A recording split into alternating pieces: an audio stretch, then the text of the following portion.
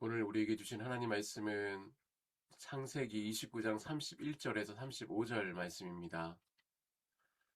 여호와께서 레아가 사랑받지 못함을 보시고 그의 태를 여셨으니 라헬은 자녀가 없었더라.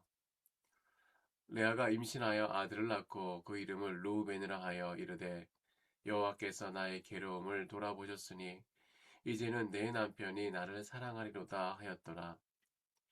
그가 다시 임신하여 아들을 낳고 이르되 여호와께서 내가 사랑받지 못함을 들으셨으므로 내게도 아들을 주셨도다 하고 그의 이름을 시므온이라 하였으며, 그가 또 임신하여 아들을 낳고 이르되 내가 그에게 새 아들을 낳았으니 내 남편은 지금부터 나와 연합하리로다 하고 그의 이름을 레이라 하였으며, 그가 또 임신하여 아들을 낳고 이르되 내가 이제는 여호와를 찬송하리로다 하고 이로 말미암아 그가 그의 이름을 유다라 하였고 그의 출산이 멈추었더라. 아멘. 지난주에 우리는 야곱이 보낸 두 번의 7년을 보았습니다. 야곱은 라반에게 속았어요. 너무 억울했습니다. 그런데 성경은 그 억울한 7년을 아주 짧게 기록합니다. 7년 동안 섬겼더라. 얼마나 답답한 시간입니까? 억울한 세월이었습니까? 그런데 하나님은 라반을 바로 심판하지 않으셨어요. 야곱의 환경도 당장 바꾸어 주지 않으셨습니다. 하지만 하나님은 야곱의 가정을 통해 이스라엘 12지파의 역사를 준비하고 계셨습니다. 야곱은 몰랐지만 하나님은 그 시간 속에서 큰 일을 이루고 계셨어요. 오늘 본문은 바로 그 7년의 한복판에 있는 여인을 보여줍니다. 오늘 본문에 보면 야곱은 한마디도 입을 열지 않습니다. 여기서는 오직 한 사람, 레아만 말하고 레아만 울고 레아가 이름을 짓습니다. 고대 사회에서 이름을 짓는다는 것은 그 이름이 갖는 세계관이 나타나 있습니다. 레아는 아들의 이름을 넷을 낳아서 지으면서 네 번의 이름을 짓습니다. 그런데 내 이름을 나란히 놓고 보면 앞에 이름에는 전부 남편이라는 단어가 버티고 서 있어요. 이제는 내 남편이 나를 사랑하니로다. 내가 사랑받지 못함을 들으셨도다. 내 남편이 지금부터 나와 연합하리로다. 그런데 이상하죠. 네 번째 아들을 낳았을 때 그 이름 앞에 남편이 사라집니다. 그리고 오직 한 분만 남아요. 내가 이제는 여호와를 찬송하리로다. 그리고 성경은 아주 한 말씀을 더 붙이는데요. 그의 출산이 멈추었더라. 인간적인 갈망이 멈춘 것을 말합니다. 오늘 우리는 이 레아의 여정을 통해 하나님이 우리를 어떻게 다루시는지 그 비밀을 함께 나누고자 합니다. 첫째, 미움받는 자의 태를 여시는 하나님을 볼 수 있습니다. 31절을 보겠습니다. 여호와께서 레아가 사랑받지 못함을 보시고 그의 태를 여셨으나 라헬은 자녀가 없었더라. 우리 성경은 사랑받지 못함이라고 좀 완곡하게 번역해 주었습니다. 하지만 히브리어 원어에는 세노아, 즉 미움받다라는 뜻입니다. 레아는 남편에게 적극적인 미움과 혐오를 받고 있었어요. 왜 그랬을까요? 야곱의 입장에서 레아는 사기꾼 장인 라반이 자기 인생에 던진 덫이었기 때문입니다. 아침에 눈을 떴을 때 라헬 대신 누워있던 레아를 보았을 때에 그의 배신감과 분노, 그것이 고스란히 레아에게 전가된 것이에요. 레아는 자기가 원해서 그 사기욕에 동참한 것이 아닙니다. 아버지의 권력에 밀려 들어간 피해자였을 뿐이에요. 그런데 평생을 남편의 싸늘한 눈총을 받으며 살아야 했습니다. 그러나 하나님은 아름답다고 칭송받던 라헬의 태는 닫으시고 아무도 주목하지 않고 미움받았던 레아의 태를 여셨어요. 레아가 첫 아들을 낳고 그 이름을 르우벤이라고 합니다. 뜻이 무엇입니까? 보라 아들이다 라는 것이에요. 여기까지는 참 은혜롭습니다. 그런데 인간이 그렇게 간단하지 않습니다. 은혜를 경험한 레아가 그 은혜를 가지고 어디로 가는지 봅시다. 32절입니다. 여호와께서 나의 괴로움을 돌아보셨으니 이제는 내 남편이 나를 사랑하리로다. 하나님이 자기의 괴로움을 보시고 아들을 주셨다는 놀라운 기적을 경험해 놓고는 그 주님이 주신 아들을 낚아채서 어디로 달려갑니까? 다시 남편을 붙잡으려 합니다. 하나님이 나에게 아들을 주셨으니 이제 당신 남편도 나를 봐줘야지요. 라고 말하고 있는 것이에요. 마치 하나님의 은혜를 남편의 사랑을 뜯어내기 위한 수단으로 보는 것입니다. 둘째를 낳습니다. 둘째의 이름을 시므온이라고 합니다.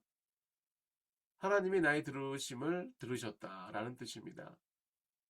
하나님은 레아의 신음을 들으시는 신실하신 분이에요. 그러나 레아는 여전히 그 귀한 들으심의 은혜를 가지고 청구서를 남편에 들여대며 남편의 사랑을 구걸하고 있습니다.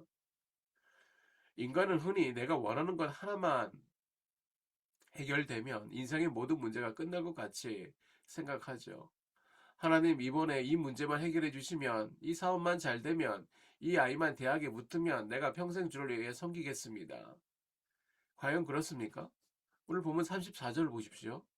그가 또 임신하여 아들을 낳고 이르되 내가 그에게 새 아들을 낳았으니 내 남편이 지금부터 나와 연합하리로다 하고 그의 이름을 레이라 하였으며 셋째를 낳고 레위 연합이라고 지었어요.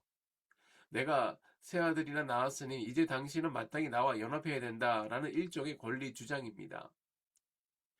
레아는 루벤을 낳아도 채워지지 않았고 시우마를 낳아도 허기가 가시지 않았어요. 레이를 낳고도 여전히 굶주려 있다는 사실입니다. 아들 셋이나 품었는데 그 여인의 심령은 여전히 텅 비어가고 있었습니다. 갈망이란 본래 그렇습니다. 딱 하나만 채워지면 만족할 것 같지만 그곳이 채워지면 두 번이 필요하고요. 두 번이 채워지면 세 번이 필요합니다. 우리가 하나님 외에 이것 없으면 안 된다고 붙들고 있는 그것, 내 존재를 증명해 줄 것이라고 믿는 그것이 바로 우상입니다. 레아에게는 남편의 사랑이 우상이었어요. 더 안타까운 것은 무엇입니까? 하나님이 주신 은혜와 선물마저, 그 자식들마저도 내 우상을 채우기 위한 도구로 전락시킨다는 것이에요. 자식은 하나님이 주신 고귀한 생명입니다. 그런데 레아의 손에 쥐어지자 루벤도 시몬도 레이도 그저 남편의 관심을 끌어오기 위한 도구이자 흥정의 조건이 되어버린 것이에요. 그 아들들은 자기 존재대로 살지 못하고 엄마의 도구로 취급당했습니다. 여러분, 이게 레아의 이야기만일까요? 신자들은 하나님을 믿는다고 하면서 하나님이 주신 복과 기도의 응답을 가지고 세상에 나가 내 자존심을 세우고 내 자랑을 하고 남들 앞에 군림하고 내 인정 받아내기 위해 필요한 땔감으로 씁니다. 기도의 응답조차 하나님을 누리기 위한 그 기쁨이 아니라 내가 포기하지 못한 세상, 그 우상을 채우기 위해 구합니다. 그래서 우리는 은혜를 받고도 여전히 허기진 채 새 아들을 품에 안고 울부짖는 레아의 자리에 서 있는 것입니다. 하나님은 그런 레아를 어떻게 하셨을까요? 35절 함께 읽어보겠습니다. 그가 또 임신하여 아들을 낳고 이르되 내가 이제는 여호와를 찬송하리로다 하고 이로 말미암아 그가 그의 이름을 유다라 하였고 그의 출산이 멈추었더라. 네 번째 아들이 태어났습니다. 그리고 레아가 이제 선언합니다. 내가 이제는 여호와를 찬송하리로다. 놀랍지 않습니까? 앞에 새 이름 끝에 그토록 붙어 있던, 지긋지긋하게 붙어 있던 남편이라는 단어가 흔적도 없이 사라졌습니다. 그 자리에 누구만 남았습니까? 여호와 한 분만 남았습니다. 시선이 바뀐 것이에요. 평생 남편의 눈빛 하나에 목숨을 걸고 그 사랑을 얻지 못해 지옥 같던 삶을 살았던 여인이 마침내 고개를 들어 자기를 처음부터 보고 계셨고 자기의 신음을 듣고 계셨던 만군의 주 여호와 하나님을 대면한 것입니다.